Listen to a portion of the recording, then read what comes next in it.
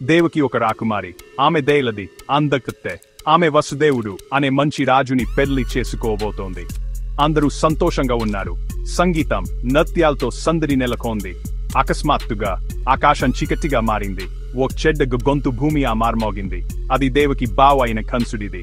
అతను రాజ్యాన్ని స్వాధీనం చేసుకోవడానికి వచ్చారు. అతను వసుదేవుడిని మరియు దేవకిని జైలులో పెట్టాలనుకున్నారు.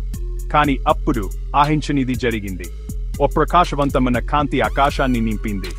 ఒక స్వరం కంసుడితో మాట్లాడింది. దేవకి 8వ సంతానం నిన్ను చంపుతుంది. కంసుడు భయపడ్డారు. అతను దేవకిని చంపాలని నిర్ణయించుకున్నారు. కాని వసుదేవుడు కంసుడిని దేవకిని వదిలివేయమని వేడుకున్నారు.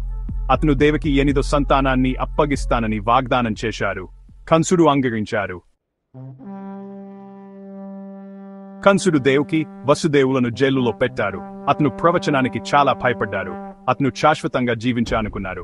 తన విధిని మార్చుకోవచ్చని అనుకున్నారు. ప్రతి సంవత్సరం దేవకి ఒక బిడ్డకు జన్మనిచ్చింది. మరియు ప్రతి సంవత్సరం కంసుడు ఆ బిడ్డను చంపేవారు. దేవకి, వసుదేవులు చాలా బాధపడ్డారు. వారు 6 పిల్లలను కోల్పోయారు.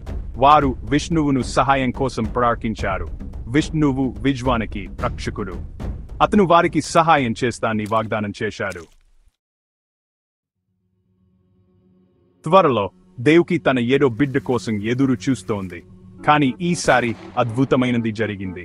ఆ బిడ్డ దేవకి గర్భం నుండి అలయమైంది మరియు అద్భుతంగా వసుదేవుడి మరో భార్య అయిన రోహిణి గర్భంలోకి మారింది.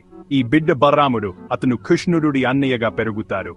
చివరగా దేవకి 8వ సంతానం పుట్టే సమయం వచ్చింది. ఈ బిడ్డనే కంసుడు ఎక్కువగా భయపడ్డారు. జైలు గది కాంతితో నిండిపోయింది. ఒక అందమైన మగబిడ్డ పుట్టారు. ఇతనే కృష్ణుడు. విష్ణువు వసుదేవుడి ముందు ప్రత్యక్షమయ్యారు. కృష్ణుడిని యమునా నది దాడి గోకులం తీసుకెళ్లమని వసుదేవుడికి చెప్పారు. గోకులంలో అతని స్నేహితుడు నందుడు నివసించారు.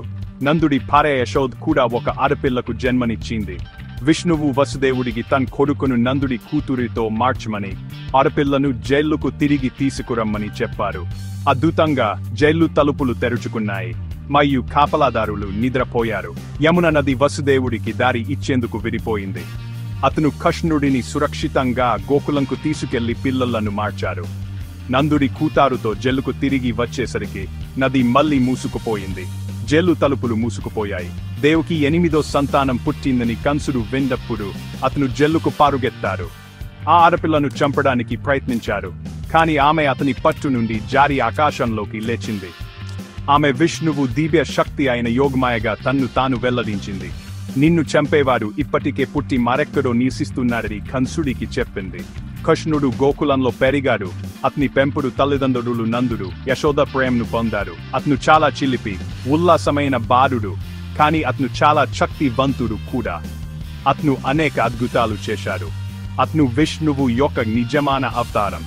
కృష్ణుడి జన్మం చెడుపై మంచి విజయాన్ని సూచిస్తుంది మరియు ప్రపంచానికి ఆనందాన్ని తెచ్చిపెట్టింది.